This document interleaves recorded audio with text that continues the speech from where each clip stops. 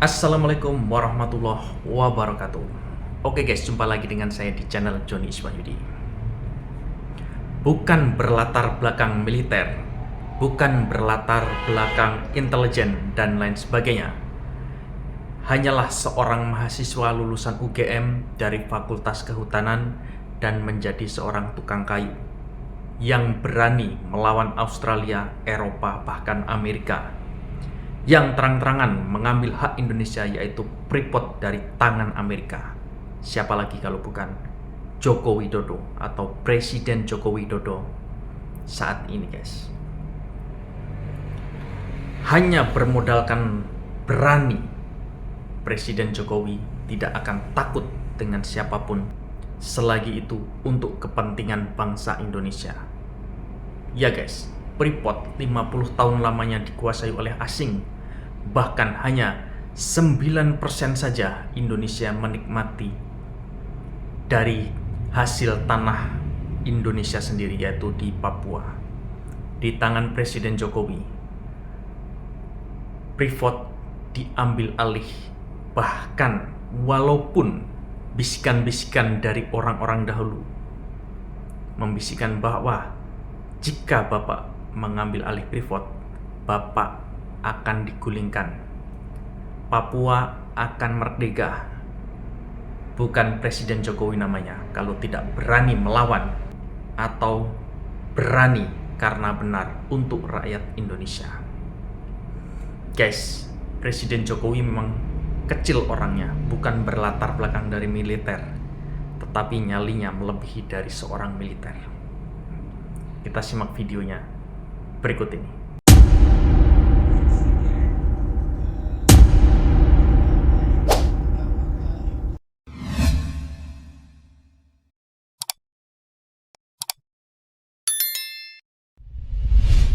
Freeport saja,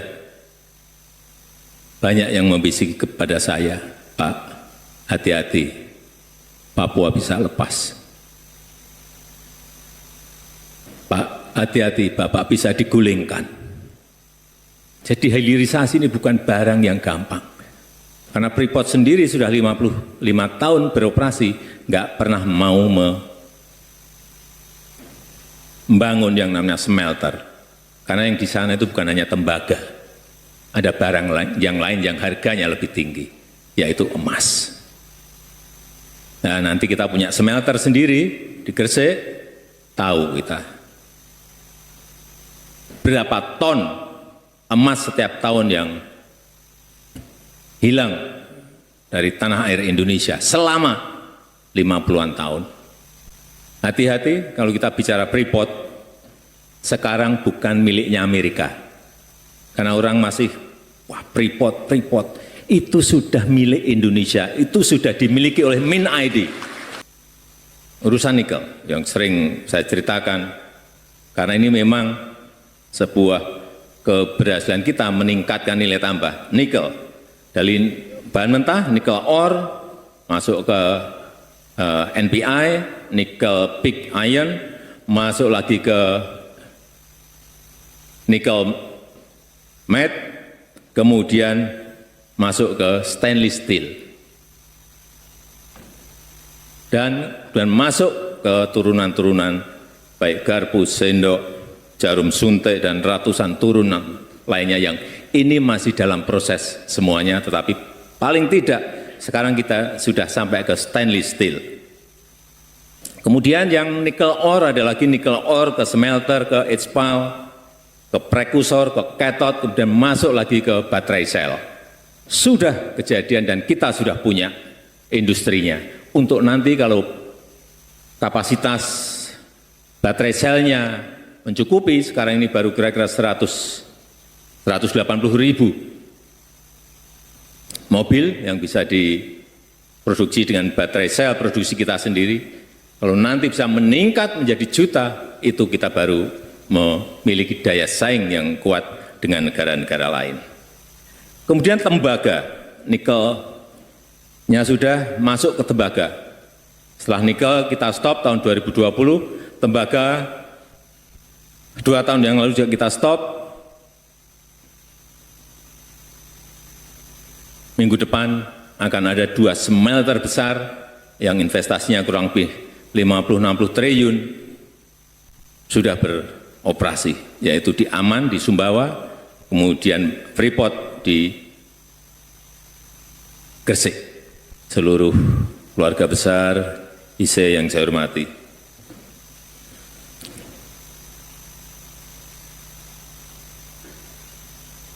saya melihat ISE ini uangnya banyak. Karena tadi cabang yang teraktif saja diberi hadiah 200 juta.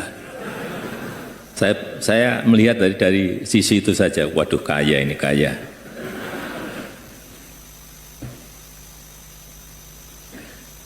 Bapak Ibu sekalian yang saya hormati,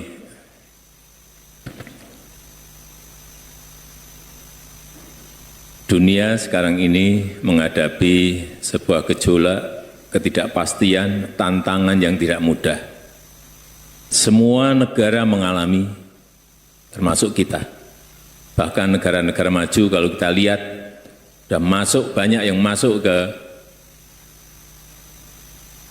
jurang resesi. Yang terakhir Inggris, misalnya, sudah masuk ke jurang resesi. Dan yang terakhir kita tahu 96 sudah menjadi pasiennya IMF. Ini juga sebuah angka yang kalau menurut saya sangat mengerikan.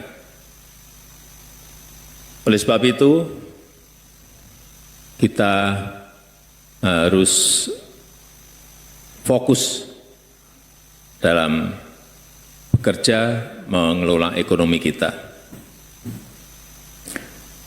Kalau Bapak Ibu bertanya pada saya, fokus ke mana?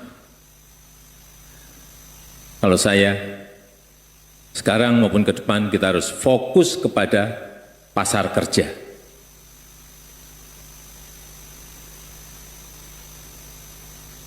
Karena ke depan terlalu sedikit peluang kerja untuk sangat banyak tenaga kerja yang membutuhkan. Too few jobs for too many people. Ini yang harus kita hindari. Sehingga menurut saya, jangan sampai kita terlalu larut dengan situasi global meskipun kita ikuti. Jangan terlalu kita terbawa oleh skenario ekonomi global meskipun kita juga harus selalu melihat angka-angka dan mengkalkulasi dengan perhitungan-perhitungan yang cermat. Karena kita tahu nanti 2030-an kita akan mendapatkan bonus demografi. Bisa menjadi sebuah kekuatan, tapi bisa menjadi beban. Inilah tantangan paling besar yang akan melompatkan kita menjadi negara maju atau tidak.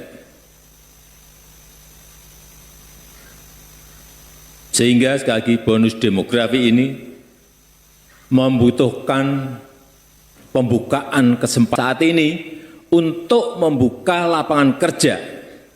Itu kita menghadapi tantangan yang sangat-sangat berat. Semua negara mengalami tantangan ini.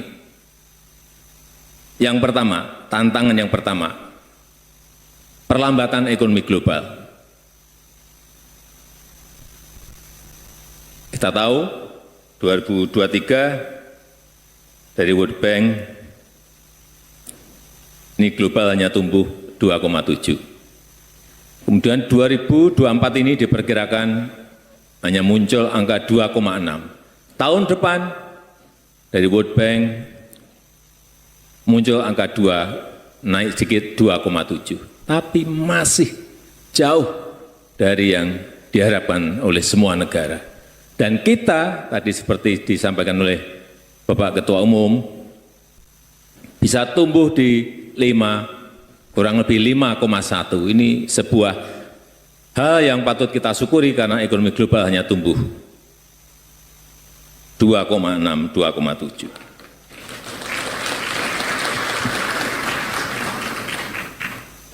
Dan kalau kita lihat juga bank sentral hampir semua negara memperketat kebijakan moneternya karena mengerem agar inflasi tidak semakin naik.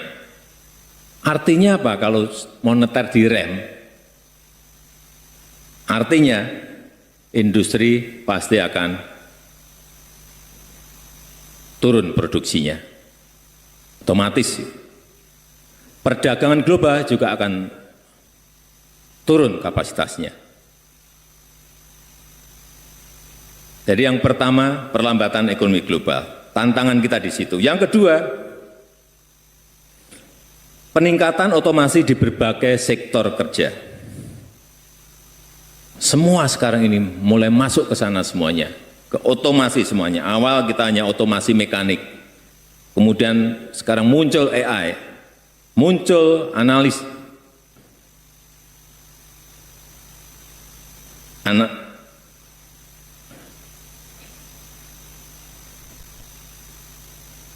muncul otomasi analitik.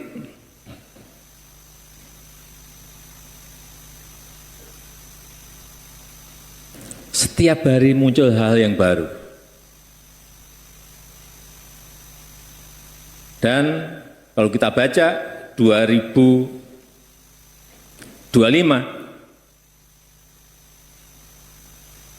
pekerjaan yang akan hilang itu ada 85 juta. Pekerjaan akan hilang 85 juta. Sebuah jumlah yang tidak kecil. Kita dituntut untuk membuka lapangan kerja, justru di 2025, 85 juta pekerjaan akan hilang. Karena tadi adanya peningkatan otomasi di berbagai sektor. Yang ketiga, yang pertama perlambatan ekonomi global, yang kedua peningkatan otomasi, yang ketiga gig ekonomi. Hati-hati dengan ini, ekonomi serabutan, ekonomi paruh waktu. Kalau tidak dikelola dengan baik, ini akan menjadi tren. Perusahaan lebih memilih pekerja independen. Perusahaan lebih memilih pekerja yang freelancer. Perusahaan lebih memilih kontrak jangka-jangka pendek untuk mengurangi risiko ketidakpastian global yang sedang terjadi. Ini trennya kita lihat menuju ke sana. Dan yang bekerja itu bisa bekerja di sini, bisa bekerja di negara lain.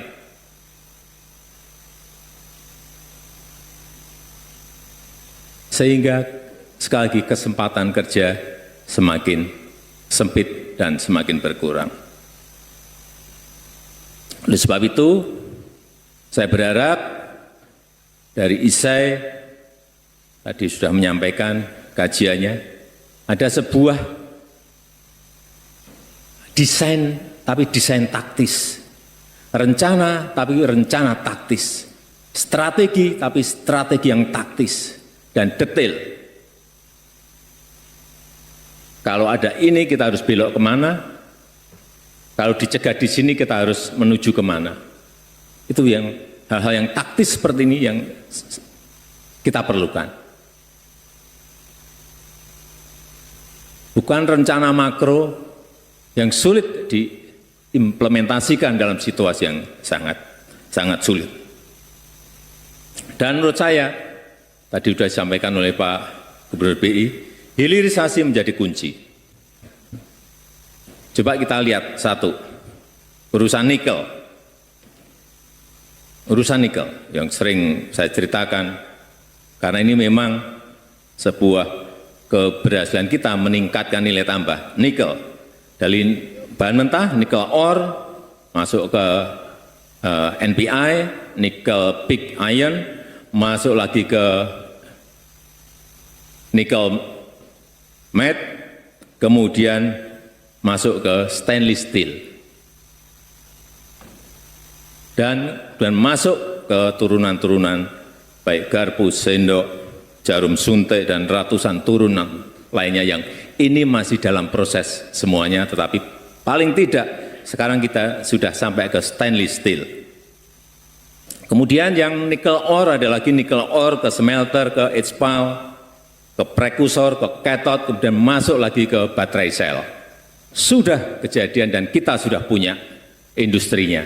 Untuk nanti kalau kapasitas baterai selnya mencukupi, sekarang ini baru kira-kira 180.000 mobil yang bisa diproduksi dengan baterai sel produksi kita sendiri. Kalau nanti bisa meningkat menjadi juta, itu kita baru memiliki daya saing yang kuat dengan negara-negara lain. Kemudian tembaga, nikelnya sudah masuk ke tembaga. Setelah nikel kita stop tahun 2020, tembaga 2 tahun yang lalu juga kita stop. Minggu depan akan ada 2 smelter besar yang investasinya kurang lebih 50-60 triliun sudah beroperasi, yaitu di Aman, di Sumbawa, kemudian Freeport di Gresik. Hati-hati kalau kita bicara Freeport, sekarang bukan miliknya Amerika. Karena orang masih, wah Freeport, itu sudah milik Indonesia, itu sudah dimiliki oleh MinID.